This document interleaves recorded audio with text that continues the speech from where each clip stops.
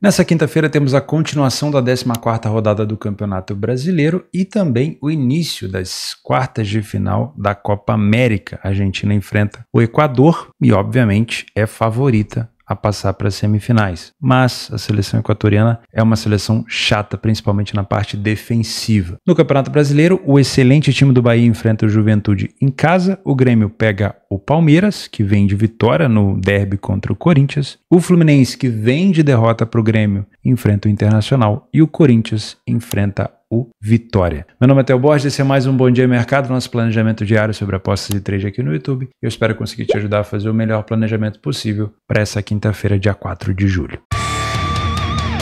Vamos começar falando sobre os jogos do Campeonato Brasileiro hoje, porque a gente não tem Euro na parte da tarde, as quartas de final da Euro só começam na sexta-feira, então como o jogo da Argentina é às 10 horas da noite, horário ruim, né, da Copa América, a gente pode falar do Campeonato Brasileiro primeiro, beleza? Vamos começar com Bahia e Juventude. Eu tô sempre tecendo comentários positivos sobre o Bahia, para mim é um time muito bem treinado, muito bem organizado pelo Rogério Ceni, fez boas contratações e tem tudo para vencer o Juventude. O Juventude fora de casa, ele não consegue ser tão efetivo e tão agressivo como ele é em casa. Olha só aqui pelo PDF de apoio. 100% de aproveitamento do Bahia, né, com 100% de vitória. A maioria dos jogos o Bahia sai na frente do placar. Em 50% dos jogos ele não sofreu gol e ele marcou em todos os jogos, obviamente. Contra um Juventude que ainda não venceu fora de casa, nenhuma vez conseguiu sair na frente. Sofreu gol em todos os jogos, mas, curiosamente, é uma equipe que conseguiu marcar também em todas as partidas. E se ele consegue marcar todas as vezes fora, mas não consegue vencer, tem um problema por aí,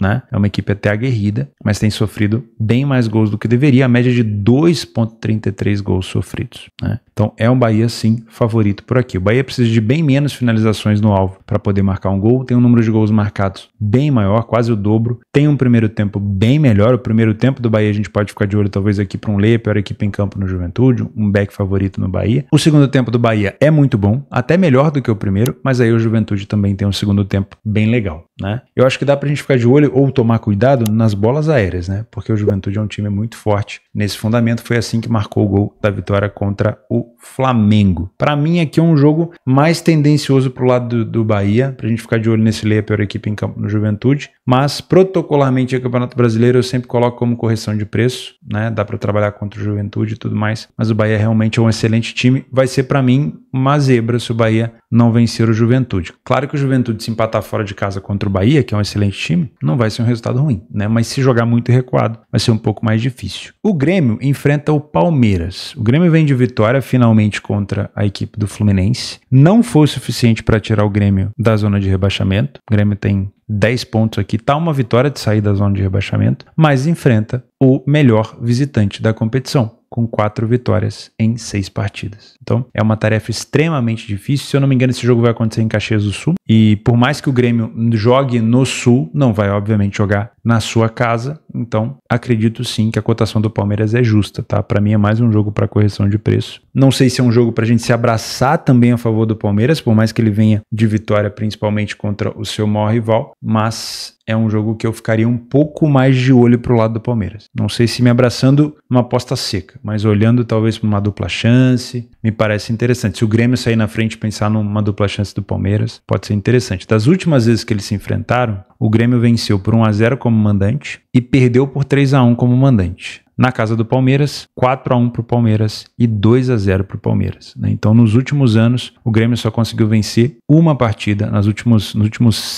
6 confrontos. O Grêmio só venceu uma partida e perdeu 5. Então, é uma hegemonia aqui, tem sido uma supremacia do Palmeiras nos últimos confrontos entre eles, tá bom? Utilizando rapidinho o PDF de apoio, ó, o Palmeiras mesmo fora de casa é uma equipe com muita iniciativa, tem mais gols marcados, menos gols sofridos, então não duvido que a gente possa ter um jogo bem disputado, mas um jogo onde o Palmeiras possa complicar a vida do Grêmio por aqui. Fluminense Internacional, bom, o Fluminense está numa draga danada, a torcida invadiu a sede do clube, o CT do clube, pelo que eu vi nas notícias, a fase é muito ruim, essa troca de treinador, como a gente já imaginava, é lenta pro time dar resultado, independente se vai ser o Marcão, né, um interino ou um novo treinador, vai ser lento o processo de desmame, se é que dá para usar esse termo, desmame do estilo do Fernando Diniz. Porque, cara, os jogadores, isso já estava enraizado nos jogadores, demorou a dar resultado, né? O Diniz sempre falava, o meu estilo demora a dar resultado, porque os jogadores vão aprender como sair jogando na pressão, tem todo um esquema diferente. E agora, simplesmente você para de usar essa tática e vai usar uma tática totalmente diferente e o time, claro que vai sentir, claro, né? Não tem dado resultado. E essa falta de resultado em cima de falta de resultado tende a criar essa bolha, né? Esse problemão. Então o Fluminense está com o extracampo muito ruim e com a parte do campo também muito fragilizada. A derrota para o Vitória, do jeito que foi, né? O Fluminense criando o tempo todo e aí cedendo um gol daquele jeito, né? O jogador do Vitória, para cima de 4, 5 jogadores, já achou espaço para uma finalização do companheiro. A derrota de virada, do jeito que foi também para o Atlético Goianiense. Então é um time que vem emocionalmente muito abalado, né? E o Internacional não tem nada a ver com isso. Se a gente colocar aqui o PDF de apoio, o Fluminense venceu uma partida em casa, vem de 2 empates e 3 derrotas consecutivas em casa, saiu na frente em quase todos os jogos, porém não consegue segurar a vitória na maioria deles. Tem uma extrema dificuldade de segurar, né, de fazer a manutenção da vantagem. O Internacional oscila, vence, perde, vence, empata. Então é sim um jogo bem parelho por aqui. Eu não acredito que o favoritismo está do lado do Inter só porque a fase do Fluminense é ruim, tá? Porque a fase do Inter também não é excepcional, mas é melhor do que a do Fluminense, né? O Inter fora de casa, nos últimos jogos aqui, ó, empatou com o Criciúma 1-1, venceu o Grêmio por 1-0 e perdeu para o Vitória por 2-1, mas vem marcando gol com frequência, ó. Marcou contra o Cuiabá, marcou contra o Tamoiapo lá na Sul-Americana, marcou contra o Vitória mesmo perdendo o jogo, marcou contra o Grêmio, marcou contra o Internacional. E como o Fluminense está precisando muito do resultado, eu não duvido aqui de um jogo para over 1,5, tá? Para pelo menos 2 gols. Não duvido. O Fluminense tem sofrido gol com muita frequência dentro de casa, ó. Sofreu do Vitória, sofreu do Flamengo como mandante, né? Sofreu 2 do Goianiense, 1 do Juventude, sofreu do Alianza Lima na Libertadores e sofreu do Cerro Porteño na Libertadores. Também não duvido de um ambas marcam, né? Cotação acima de 2, né? O próximo de 2 para cima disso. Não me parece ruim, não. A situação do Fluminense é muito delicada. Falando em situação delicada, temos o Corinthians, né? Que também está numa situação muito ruim. Acabou de vir de uma derrota por 2-0 contra o seu maior rival no derby. Tem jogador pedindo rescisão, né? Acabei de ver aqui que o Mosquito está pedindo rescisão por falta de pagamento. Teve outros jogadores que estão acionando a justiça contra o Corinthians. O extracampo do Corinthians, olha, é uma bomba. Demitiu também o treinador que estava por lá. Acho que foi logo depois da derrota para o Palmeiras. Então, assim, a situação do Corinthians é outra, muito difícil. Não sei se parecida, se é pior ou um pouquinho melhor do que a do Fluminense, mas é uma situação extracampo extremamente difícil. E óbvio que isso respinga no campo, né? Não tem como. O Vitória jogou muito bem contra o Fluminense fora. Soube se defender e quando contra-atacou, criou problema. Um estilo de jogo parecido com o do Vitória foi o do Cuiabá, que criou problema com o Corinthians, né? Corinthians dentro de casa nos últimos jogos, empatou com o Cuiabá, empatou com o São Paulo, perdeu para o Botafogo. Então, é uma equipe que está numa dificuldade bem grande em casa. E quando você coloca o Vitória fora, foi uma equipe que empatou com o Juventude, que é uma equipe muito difícil de se enfrentar lá na casa do Juventude. Perdeu para o Bragantino por 2-1. O Bragantino é um excelente mandante. Venceu o Fluminense por 1-0. Empatou com o Cuiabá. Então, é um time que, de novo, pode complicar a vida do Corinthians pelo momento extracampo do Corinthians, que pode respingar na equipe. Em campo, eu acho que essa cotação do Corinthians é baixa, tá? Para mim, o favorito pode se complicar por aqui. Mesmo o Vitória não sendo, óbvio, um time visitante excepcional. Se a gente pegar os últimos jogos aqui, ó, o Vitória venceu apenas a última partida em casa, né? Que foi contra o Fluminense. Mas o Corinthians também só venceu uma partida em casa. Então, era para ter mais ou menos aqui uma cotação um pouco mais parelha. Só que aí tem o peso de camisa, né? A força da torcida,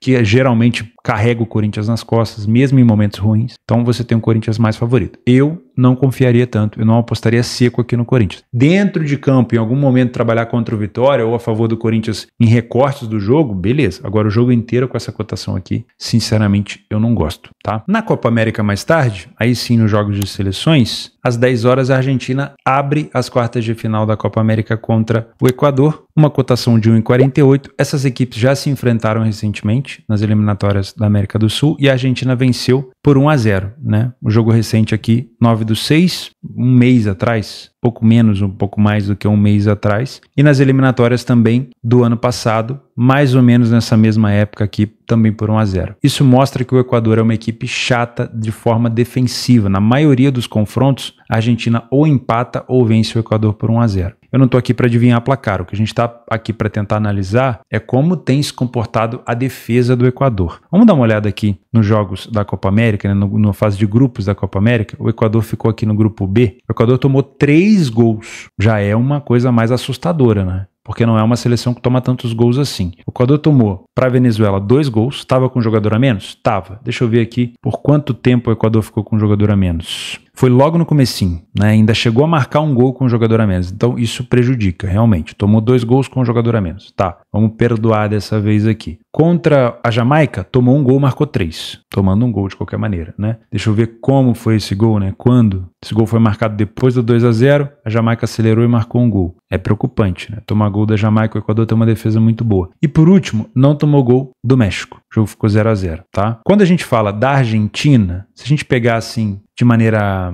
bem rasa, para não ficar se aprofundando tanto, para a gente não perder tanto tempo aqui, a Argentina ela tem ganhado e feito o mínimo. Então, ó, 2-0 contra o Canadá. O Canadá é uma seleção capaz de segurar a Argentina? Não é. Daria pra Argentina ganhar de goleada? Daria. A Argentina fez 2-0. A vitória contra o Chile na segunda rodada já teve mais um conceito histórico aqui. Teve aquelas 2 Copas Américas que o Chile venceu pra cima da Argentina, né, nos pênaltis, aquele choro do Messi. Então, o Chile se defendeu muito bem, mas no final o Lautaro acabou marcando um gol. E no jogo contra o Peru, também 2-0. Ou seja, uma seleção argentina econômica. Então, pra mim, tende a ser um jogo mais under, com a seleção argentina tentando furar essa defesa do Equador. Não tô vendo o Equador sendo agressivo ao ponto de ficar buscando contra-ataque o tempo todo. Se a gente pegar os últimos jogos entre eles, ó, vamos pegar o jogo aqui da Argentina nas eliminatórias da Copa, que aí fica mais fácil, ó. Argentina e Equador na casa da Argentina, olha isso, ó. Muito domínio, né? Muito domínio. E aí um gol. E depois do gol, a Argentina dá uma segurada, dá uma aliviada. O Equador também não parte tanto para cima. Então, sinceramente, eu acho que é isso que a gente pode esperar. Tanto é que a cotação é muito parecida, ó. 1,48, 1,45. Ó, a Argentina finalizou 11 vezes no gol, o Equador 5. O Equador defendeu 3